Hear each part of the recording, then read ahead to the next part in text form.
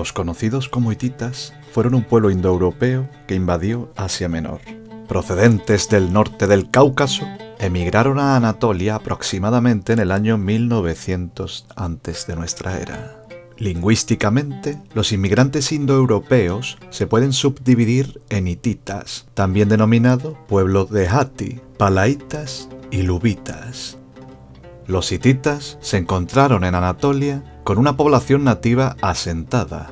No obstante, la rivalidad entre los diversos principados locales con los centros fortificados de poder proporcionó condiciones favorables para que los inmigrantes indoeuropeos se establecieran. Cabe destacar que el término hitita alude a una denominación posterior. Este pueblo se llamó a sí mismo Nasili. Trajeron consigo sus caballos de tipo eumétrico, término utilizado para definir en las distintas especies de equinos un volumen medio, resultado de la combinación óptima de las superficies y de la masa. Las nuevas bestias se adaptaron muy bien a los pastos de la zona, multiplicándose rápidamente de un modo extraordinario. En la sociedad hitita, el rey ostentaba el máximo poder religioso, actuando como sumo sacerdote. También contaba con el máximo rango dentro de la jerarquía militar en lo que se refiere a la infantería o al ejército. Y lo más importante aún, era el encargado de la legislación, siendo el juez principal y por lo tanto el gobernante que dictaba las leyes en sus dominios.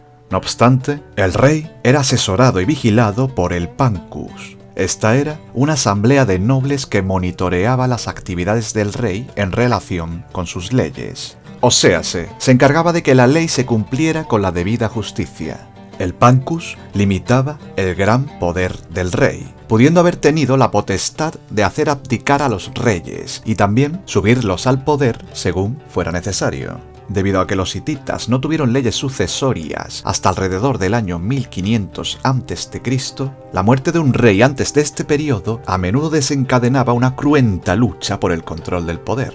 A raíz de las nuevas leyes de sucesión, la autoridad del Pancus disminuyó a medida que el imperio hitita comenzó a expandirse y ganar poder. El reino hitita estuvo bien administrado por gobernadores provinciales, que actuaban como ciudades-estado dentro del mismo reino.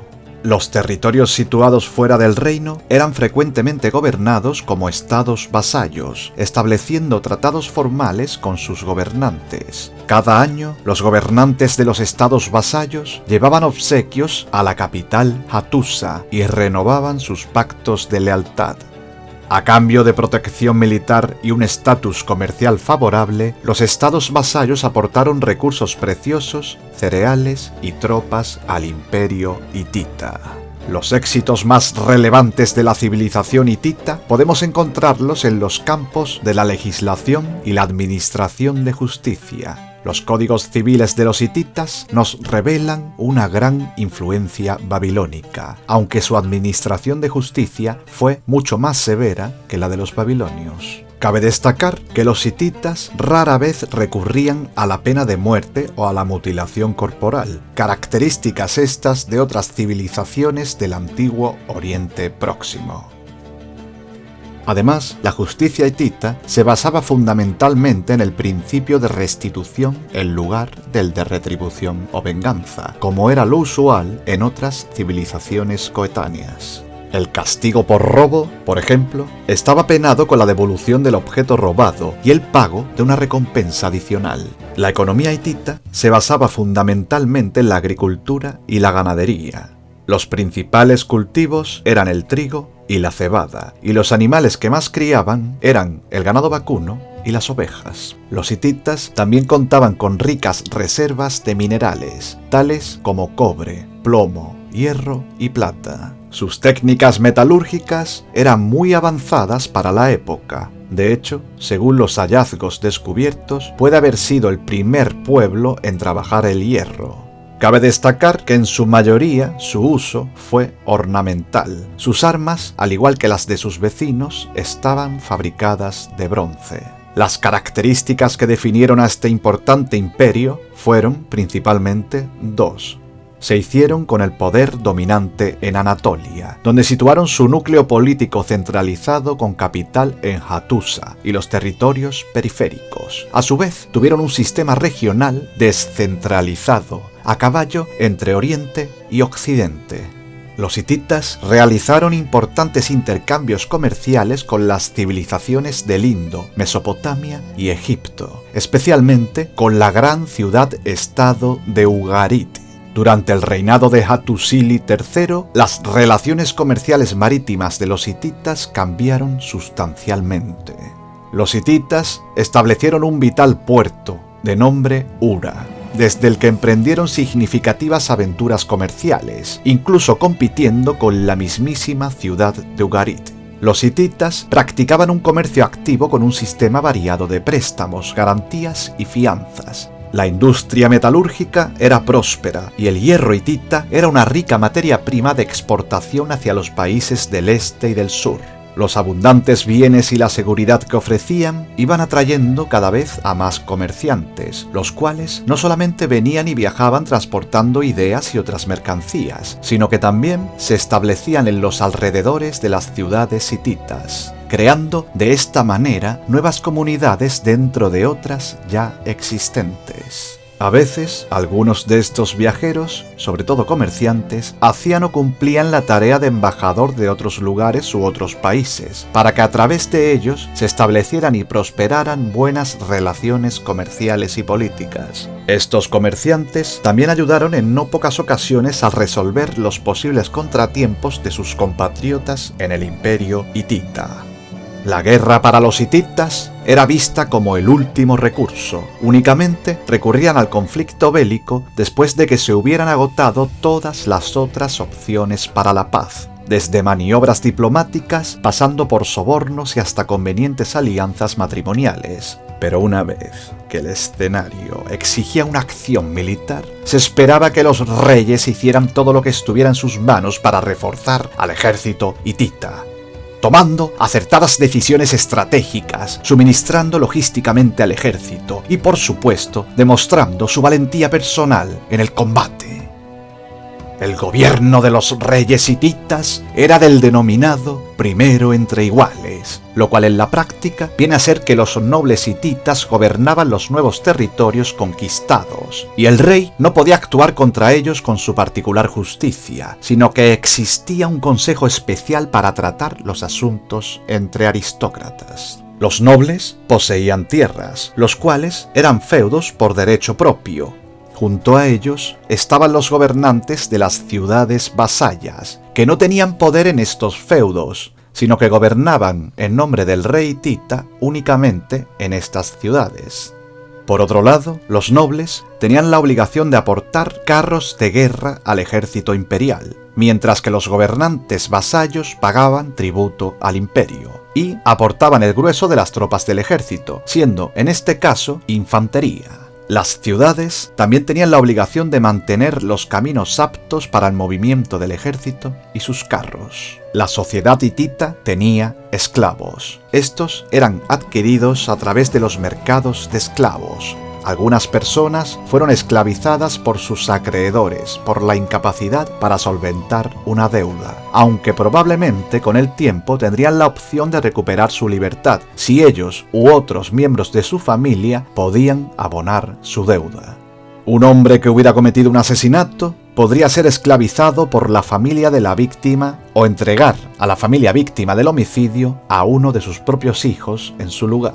El mayor número de esclavos eran conseguidos de los prisioneros de guerra en el curso de las campañas militares hititas. Estos eran transportados a la patria hitita. Allí muchos eran automáticamente asignados a las propiedades del rey, el cual se quedaba con un gran número para el servicio en su milicia. También en los templos del reino, o para el reasentamiento en zonas escasamente pobladas o prácticamente despobladas del imperio, particularmente en zonas fronterizas. El ejército hitita tenía la capacidad de reunir regularmente entre 5.000 y 10.000 hombres para sus campañas expedicionarias. En condiciones extraordinarias, como en la batalla de Kadesh, el ejército hitita llegó a alcanzar unos 20.000 hombres, para lo cual reunieron y reclutaron activamente los diversos estados vasallos del país, también de las ciudades-estado de Siria con las que tenían varios tratados de asistencia mutua.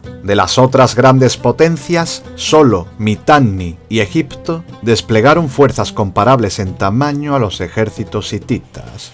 Y estos también emplearon en gran medida hombres de los contingentes aliados para realizar los máximos esfuerzos militares de la época. En consecuencia, el rey disponía de todo el personal militar de Hatti, al igual que los contingentes militares de los estados aliados y vasallos. El mando personal del ejército lo asumía un miembro de la familia real, generalmente el hermano del rey. De hecho, muchos de los puestos prestigiosos del ejército hitita, incluido el mando de su cuerpo de guardaespaldas y los importantes batallones de carros, estaban en manos de los hermanos y primos inmediatos del gobernante, lo que dio lugar a una fuerza militar central estrechamente controlada, más eficaz y segura. También hubo otros nobles del estado hitita que principalmente comandaban las divisiones más pequeñas del ejército. Curiosamente, a diferencia de muchos otros pueblos contemporáneos, a estos comandantes se les daba relativa libertad para llevar a cabo sus propias operaciones, las cuales involucraban principalmente incursiones en territorio enemigo. Aunque podían realizar operaciones militares por iniciativa propia y usar sus propias tácticas, tenían que informar detalladamente a las autoridades superiores sobre sus esfuerzos y progresos militares. En ocasiones, el jefe de la división podía ser reprendido o incluso castigado severamente si mostraba incompetencia al tratar con sus enemigos. Uno de los cargos militares más importantes era el Gal Meshedi, término que hace alusión al jefe de la guardia personal del rey, un alto rango militar que generalmente ostentaban los hermanos del propio rey. Los guardias del Gal Meshedi eran a su vez acompañados por otra división de soldados de élite, que fueron descritos en las fuentes hititas como los hombres de la lanza dorada. Los guardias del Gal Meshedi tenían la honorable y peligrosa tarea de defender físicamente al rey hitita de los combatientes y asaltantes enemigos. Pero más allá del alcance del combate, algunas de estas tropas de élite fueron elegidas para proteger los mismísimos aposentos del rey, mientras otros soldados fueron elegidos a dedo para proteger los bienes reales y las residencias en todo el imperio. Algunos de ellos también fueron seleccionados para convertirse en mensajeros reales, mientras que otros recibieron el dudoso honor de desempeñar el papel de verdugo real. Además, la fraternidad del ejército hitita defendió abiertamente su vínculo simbólico con el monarca, mediante la celebración de concursos como las carreras a pie. Al insigne ganador se le concedía el honor de llevar las riendas del caballo del rey cuando éste desmontaba. El pesado carro hitita era la primera unidad en importancia militar, la segunda era la infantería, la tercera los arqueros y la cuarta los mercenarios. Estos últimos estaban divididos en dos grupos, el de los hapiru, posiblemente los hebreos, y los esclavos, que si luchaban bien podían ser liberados del yugo de la esclavitud. El número de los soldados empleados variaba según la batalla. Los guerreros mejor considerados eran los provenientes del centro de Anatolia, en concreto de su capital, la magnífica ciudad de Hattusa. El ejército hitita estaba organizado en torno al sistema decimal, común a los ejércitos de la zona en la época. Infantería, carros y arqueros compartían la misma estructura organizativa, formados por escuadrones de 10 soldados, que a su vez se organizaban en compañías de 10 escuadrones, y éstas en batallones de 10 compañías. La infantería era desplegada para la batalla en compañías de 10 hombres de ancho y 10 hombres de profundidad, con batallones a pie con frentes de 100 hombres y 10 hombres de profundidad. Las armas básicas de la infantería hitita eran la lanza, siendo esta de longitud media, el hacha y la espada en forma de hoz, más conocida como kopesh. La infantería hitita contaba con flexibilidad en cuanto al armamento, equipo y forma de despliegue, siendo tropas adaptables a las circunstancias del enfrentamiento, algo muy valioso en el arte de la guerra. Los infantes hititas se entrenaban en el accidentado terreno de Anatolia, donde la propia tierra forjaba las tropas terrestres utilizadas de diversas formas.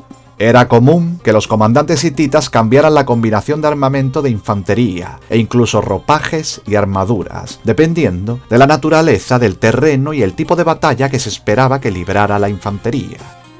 Cuando combatía en terreno montañoso, la infantería hacía uso de la espada en forma de hoz, la daga y el hacha, prescindiendo del ineficaz uso de la lanza en combate muy cercano, siendo la anteriormente mencionada una combinación de armas adecuadas principalmente para el combate cuerpo a cuerpo cerrado. El infante de montaña recibía casco de bronce, buenas botas de piel, armadura de cuero o escamas de bronce y un escudo especialmente diseñado en forma de 8.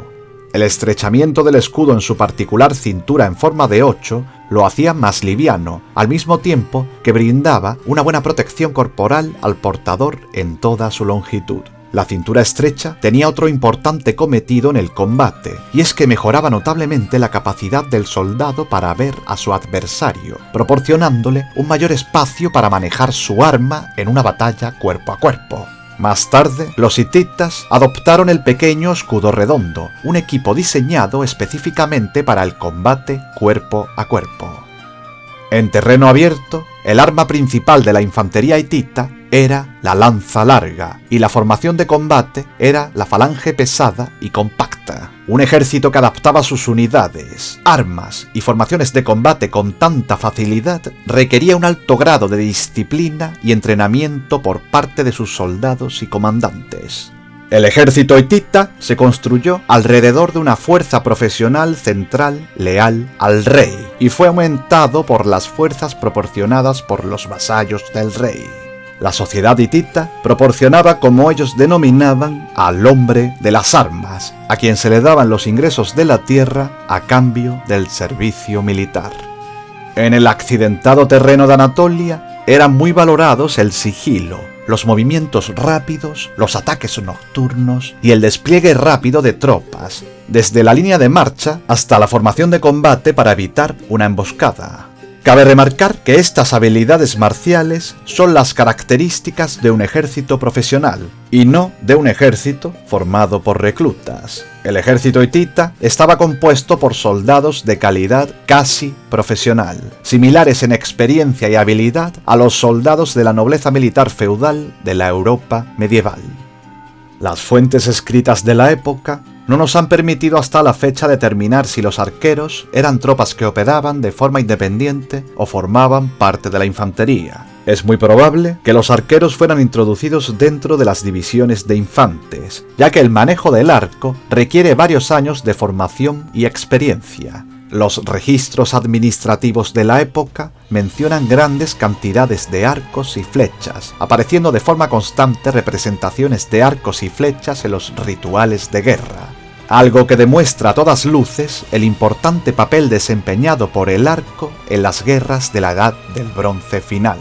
Por lo tanto, y analizando la cuestión militar, parece muy probable que el ejército hitita contara con unidades de arqueros dentro del cuerpo de infantería. Los arcos empleados eran de tipo compuesto y estaban realizados con madera y cuerno pegados con cola natural, lo que les otorgaba una gran fuerza y flexibilidad.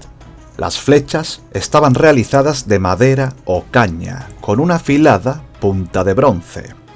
El cuerpo más importante del ejército hitita era, sin duda, las unidades de carros de guerra.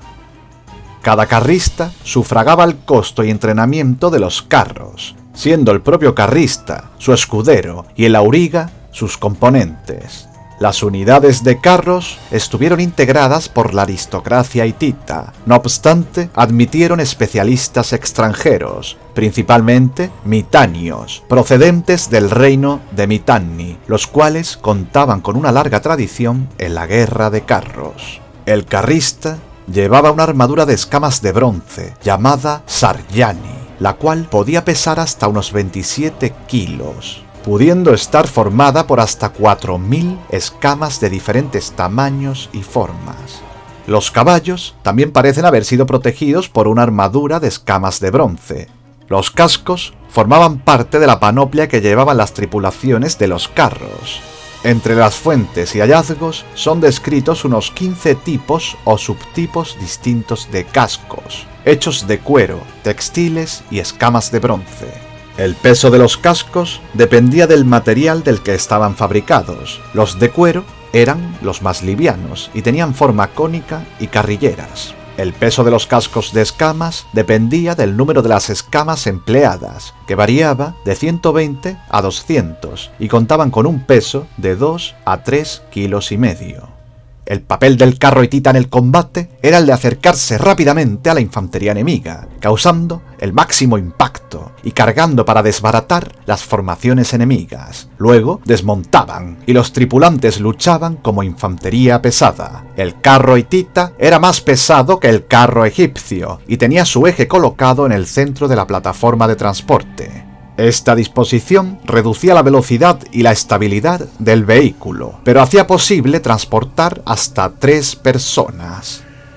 La tripulación estaba armada con una lanza de aproximadamente 1,80 m de largo, diseñada para ser arrojada o usarse como lanza de acometida mientras iban montados en el carro, también como arma de infantería cuando se desmontaba. Los hititas utilizaron sus carros como infantería pesada montada y fueron la clave del éxito de los ejércitos hititas luchando en terreno abierto. Un tercer tripulante funcionaba como una especie de portador de escudo que protegía al guerrero principal de los proyectiles enemigos. Con el apoyo de tal nivel mejorado de protección, el guerrero era libre de usar su lanza para acometer o proceder a su lanzamiento. En la época final, se cambió la lanza como arma principal por el arco con el fin de infligir muchas más bajas entre las filas del enemigo. Cada carro disponía de un carcaj de unas 30 flechas, frente a las 80 que llevaban los carros egipcios.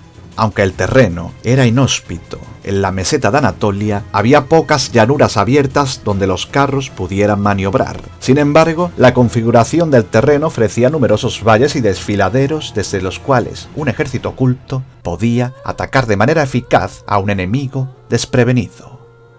En estas condiciones de distancias cortas para combatir, un carro pesado podía moverse lo suficientemente rápido como para infligir un impacto repentino y decisivo, por lo que el principal componente táctico era el choque. En los terrenos más abiertos de Egipto y Palestina se hacía más énfasis en la velocidad y en la maniobra del vehículo, por lo que los carros egipcios eran ligeros, rápidos y maniobrables. Los hititas intentaron contrarrestar la ligereza de los carros egipcios con la sorpresa táctica, y cabe apuntar que tuvieron notable éxito. El modus operandi del ejército hitita era el intento de atrapar al enemigo en la marcha y emboscarlo con una repentina avalancha de carros e infantería, cayendo sobre él antes de que pudiera desplegarse para hacer frente al repentino ataque. Existía un método hitita de entrenamiento deportivo para caballos. Este fue escrito ya en el año 1345 a.C. y se ha recuperado gracias al hallazgo arqueológico en la antigua capital Hattusa de 4 tablillas de arcilla con escritos cuneiformes pertenecientes al imperio hitita. En este texto se divide el entrenamiento de los caballos de guerra en 3 partes. El examen de selección constaba de un examen previo de 4 días de duración. Servía para seleccionar los caballos que se destinaban al entrenamiento y los que se dedicaban a otros menesteres, ya que entrenar caballos suponía un gran gasto económico y de tiempo para el imperio, y de su resultado dependía en gran medida la suerte en la batalla. El método de entrenamiento duraba aproximadamente unos 7 meses. Las fuentes de la época apuntan a unos 214 días y se basaba en comenzar trabajando con el caballo sin carga de peso, con el fin de fortalecer el aparato músculo-esquelético y cardiovascular del equino antes de someterle al estrés de ser enganchado. Gran parte del entrenamiento se basaba en la realización de series con la finalidad de reducir la fatiga y evitar lesiones que inhabilitaran al animal. La nutrición diaria de los caballos. Hay que tener en cuenta que en esa época la nutrición de los caballos era muy sencilla y se basaba en el forraje.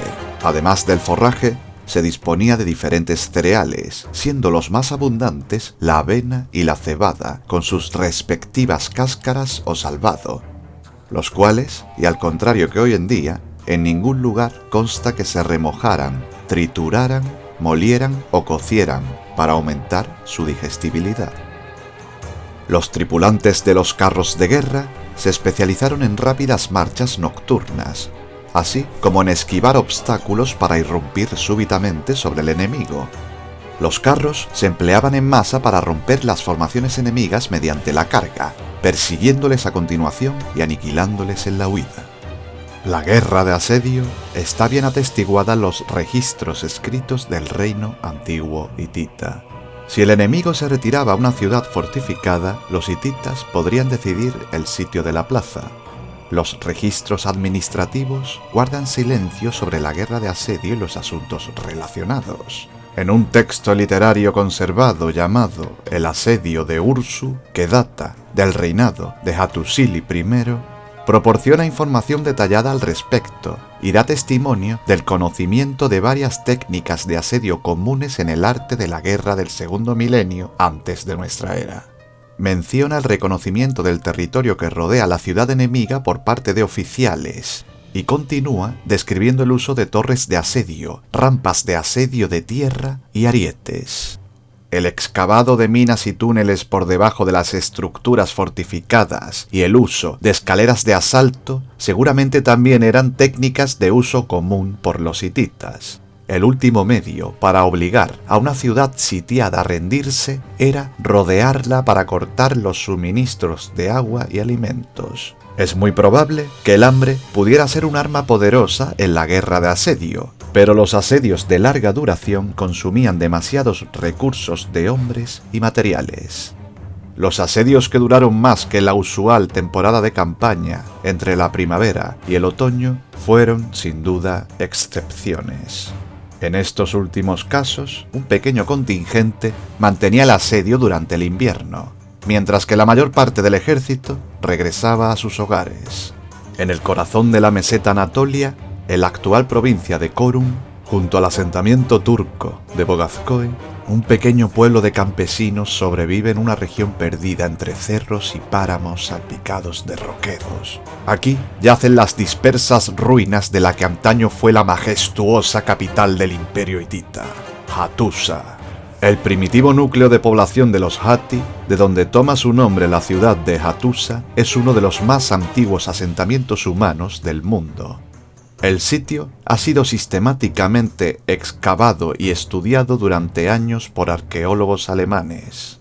La ciudad ocupaba una accidentada llanura en pendiente, estratégicamente bien situada a efectos de una fácil defensa, con una extensión en su momento de mayor esplendor de unos 1,8 kilómetros cuadrados, con una longitud de 2,1 kilómetros de norte a sur y de 1,3 kilómetros de este a oeste. Hacia el siglo XIII antes de nuestra era, la ciudad fue fortificada en todo su contorno con una doble muralla de aparejo ciclópeo, que constaba de unos 7 kilómetros de perímetro, con 8 puertas monumentales. El centro de la ciudad cubría un área de unos 0,8 kilómetros cuadrados y estaba ocupado por una ciudadela con grandes edificios administrativos y templos. La residencia real o acrópolis se construyó sobre una cresta alta que ahora se conoce como Buyukale, término en turco que significa gran fortaleza. En la parte superior de la ciudadela hay un túnel que atraviesa la muralla. El propósito exacto de este túnel no se conoce con certeza, aunque tradicionalmente se pensó que se había utilizado como vía de salida. Es más probable que este túnel y otros similares en la ciudadela sirvieran como pasaje ceremonial. La población de la ciudad era de unos 40.000 a 50.000 habitantes durante su época de mayor esplendor. En el periodo temprano, solo el centro de la ciudad albergaba un tercio de este número. Las viviendas que se construyeron con madera y ladrillos de barro han desaparecido del sitio, quedando solo las paredes de piedra de los templos y palacios. Dentro del recinto, la ciudad se distribuía en 2 niveles. En la ciudad baja todavía pueden verse los impresionantes cimientos del gran templo del dios de la tempestad Hatti, y de la diosa solar Arinna, con unas impresionantes medidas de 150 metros de largo por 135 metros de planta. Este edificio estaba rodeado de un complejo de tiendas, almacenes, talleres y escuelas. Algunas enormes tinajas de cerámica usadas como almacén de grano se mantienen in situ. Se ha hallado toda una biblioteca de tablillas de arcilla con escritura cuneiforme, las cuales nos han proporcionado el mayor caudal de información sobre los ritos y costumbres de este remoto pueblo. Otros 4 recintos han sido clasificados también como templos, aunque no unánimemente, ya que de estos presuntos santuarios religiosos solo queda un conjunto apenas reconocible de instalaciones rituales, tan rudamente edificadas que muchos especialistas consideran que no son sino meras viviendas privadas. Sea como fuere, estas estructuras se caracterizan por la total asimetría de su planta y la ausencia de columnas o capiteles. Tampoco se ha encontrado un solo ejemplar de estatuas de culto. La mayoría de las imágenes religiosas hititas que han sobrevivido consisten en relieves rupestres. En la ciudad alta destaca, coronando un gran peñón, la ciudad fortaleza de Buyukale, que era la residencia real y sede del poder durante el periodo pre-hitita. Hay también otros promontorios fortificados, como los de Sarikale y Yenicekale. Los lienzos septentrionales de la Gran Muralla son los mejor conservados, destacando la Puerta Real al este y la Puerta de los Leones al oeste, así como la Poterna de Yerkapi al norte, contando con un túnel bajo la muralla de 70 metros de largo, con una falsa bóveda de bloques ciclópeos. La doble muralla, con sus torres defensivas, se alza sobre un talud de tierra recubierto de piedra, protegido a su vez por un parapeto de piedra.